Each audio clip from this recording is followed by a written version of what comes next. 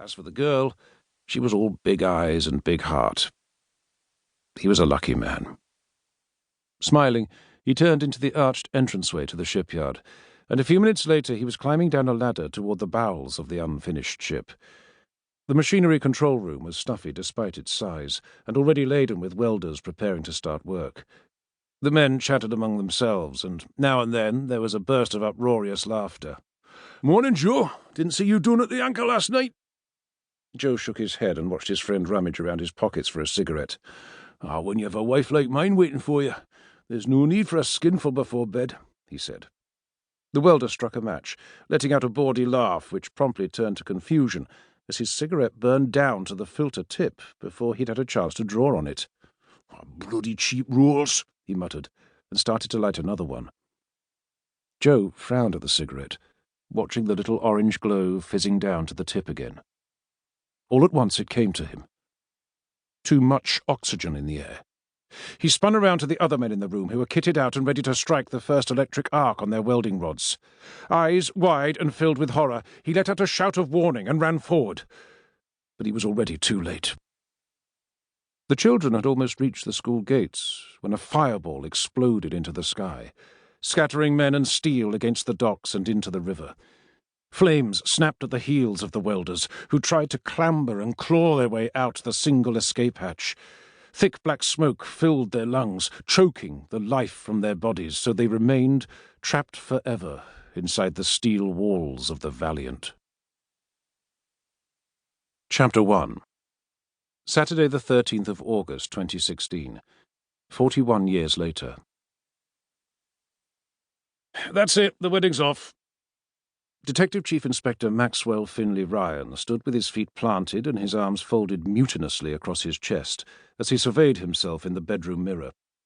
The reflection staring back at him was of a tall man decked out in a navy three-piece Victorian-era suit, bearing the label of a local fancy dress outfitter, complete with burgundy silk cravat and matching pocket square. His black hair had been slicked back with a generous dollop of gel, and a top hat was balanced precariously on his head. There came a low chuckle from somewhere behind him, then a pair of slim arms wrapped around his waist, and the author of his present misfortune peeped over his shoulder. "I don't know what you're making such a fuss about," his fiancée said. "You look very handsome.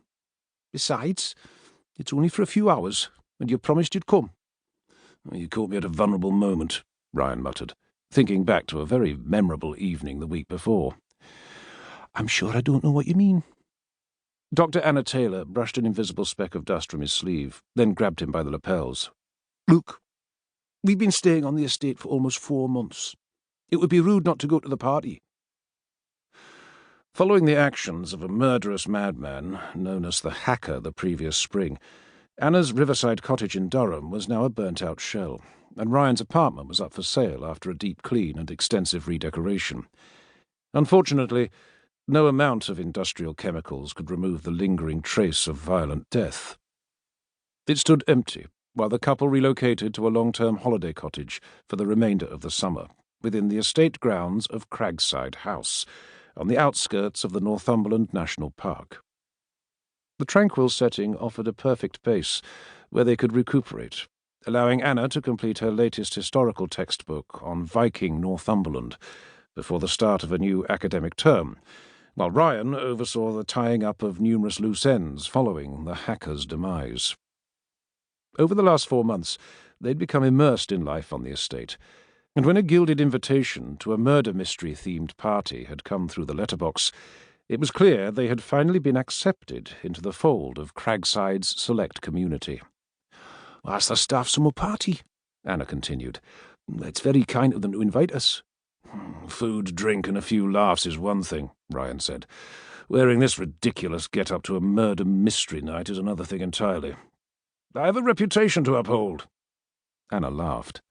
"If you're worried, I'll tell Phillips about your little foray into period costume." "You wouldn't dare." Ryan paled as he thought of his sergeant and the banter that would spread like wildfire through the hallways of the Northumbria Criminal Investigation Department once the word got out. "You should be more worried that I'll make you wear something similar at our wedding." Anna gave him a guileless smile and walked her fingers up his back.